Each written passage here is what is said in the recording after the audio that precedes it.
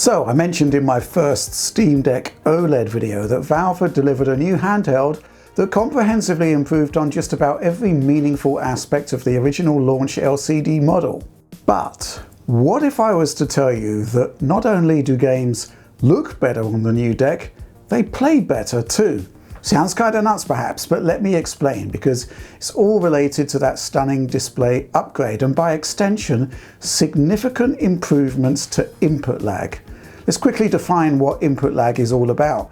The way I like to describe it is that it's the time taken between, say, pressing a button and the resultant action happening on screen. There's always going to be processing time within the game engine itself, the time taken to process input from the player, through the game logic, and then through the renderer before it hits the screen. And then there's the extra lag presented from the display itself.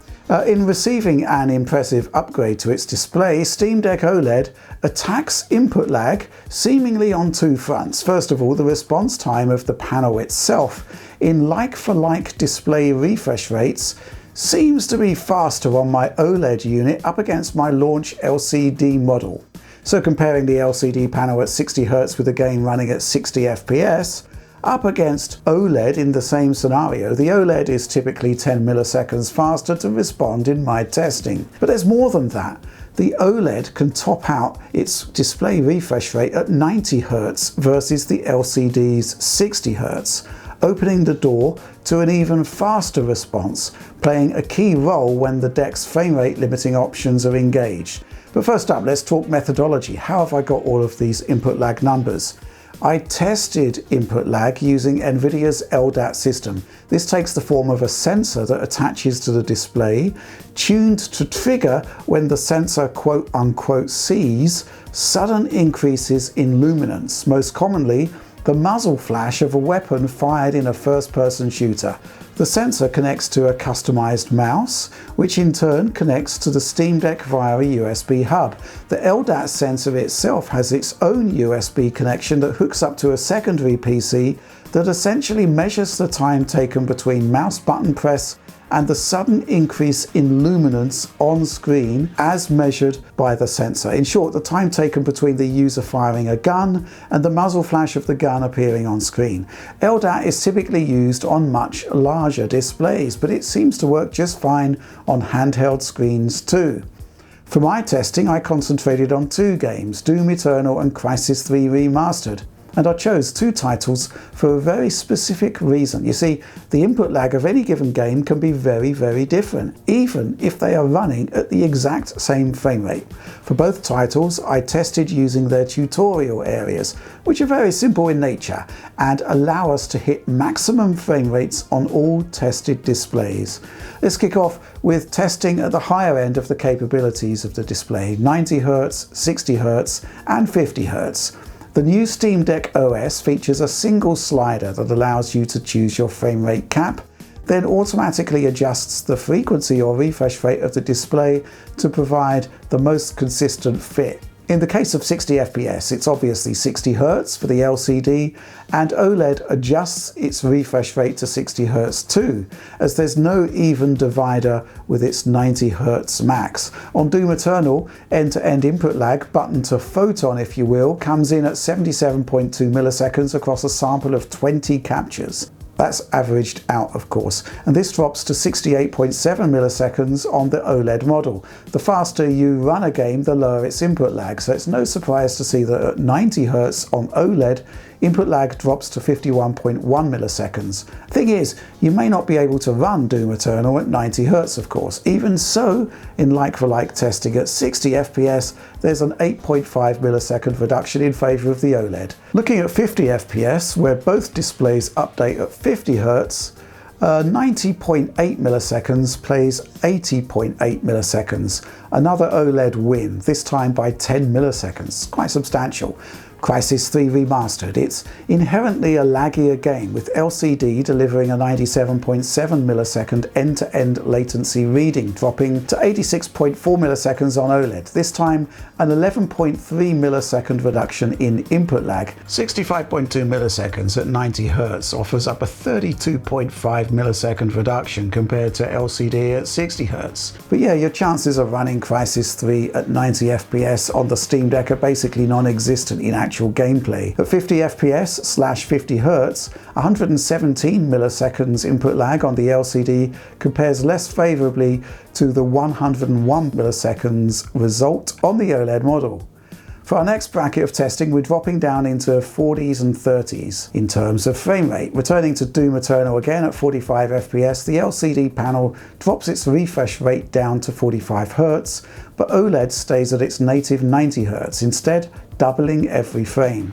We're looking at 98.5 millisecond response on LCD up against 77 milliseconds on the OLED screen. So even though frame persistence is the same, the fact we're running on a faster display offers up 21.5 millisecond response time saving. And yeah, 45 FPS, it's a perfectly viable frame rate for many AAA games on the deck, and such a large saving in input lag would be keenly felt in the hand during gameplay. Moving down to 40 FPS, the LCD panel drops to a native 40 Hz, but the OLED model doubles up again, this time running at 80 Hz. So yeah, it's doubling the same frame essentially.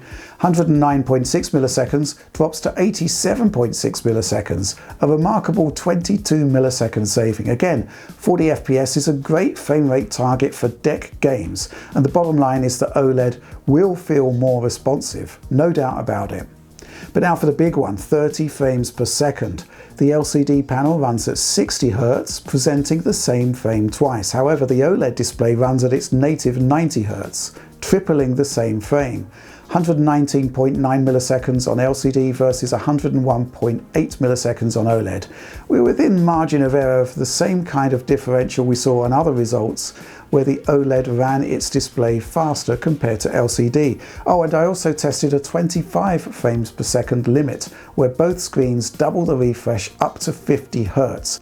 This time there's a 10.7 millisecond differential between LCD and OLED, in OLED's favour of course. You might think that 25 FPS is just too low, and yeah, generally I'd agree with you, but the bottom line is that there are many slower paced games, like RPGs perhaps, that don't require ultra-fast visuals and where you could divert GPU power to better visuals rather than higher frame rates. That's Doom Eternal though, a game where we've established that at 60 frames per second we've got a decent level of input lag. But what about Crysis 3 Remastered, which is undoubtedly laggier? At 45 frames per second, the panel runs at native refresh rate on LCD, but at 90 Hz on OLED, it's doubling up on frames. The result? A reduction of 23.3 milliseconds on OLED. 40 FPS is again running at native refresh rate on LCD, but at 80 Hz on OLED, again doubling each frame. And here, we've got a 16.3 millisecond response advantage from the OLED model. Moving to the crucial 30 FPS shootout, LCD is doubling refresh, OLED tripling it. But this time the differential drops to just 13.4 milliseconds, and at 25 frames per second, with both panels running at 50 Hz, on this game basically no difference. Curious stuff. All of these results were taken with both LCD and OLED decks running at the same firmware revision. But here's the thing. Prior to this, I got an entirely different range of results from my LCD deck on what was, at the time, the stable firmware. I had to run this test a couple of times because I couldn't quite believe what I was seeing, to the point where I had to share my results with Valve for some feedback. Their response was to suggest moving to firmware parity with the OLED model, and I'm glad I did. So what you're seeing here with this table is the exact same Steam Deck running the stable firmware up against the preview firmware that is the OLED version of SteamOS. At high frame rates, there's a 10 millisecond difference, but the lower the frame rate cap, the bigger the difference in input lag.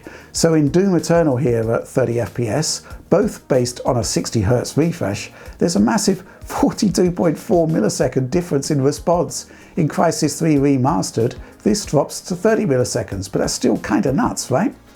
Either there was something wrong with my Steam Deck until it had that firmware update, or else, well, all existing DEC LCD users might well feel a substantial improvement to input lag just by moving to the new operating system update.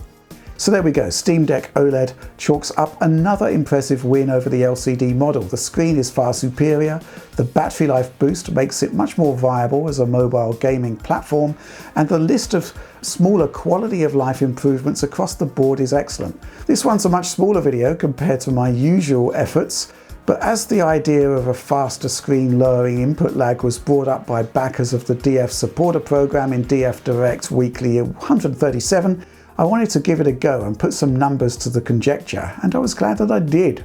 Just a short video then, but I hope you enjoyed it. And yeah, input lag in general, perhaps it can be overlooked, but I suspect that its prominence will increase over time, especially as we move into the era of frame generation.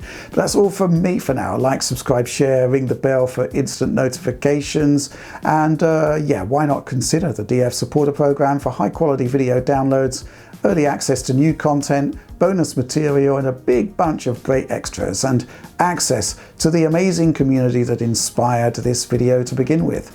And with that out of the way, all I've got left to say is, yeah, thanks for watching and supporting Digital Foundry.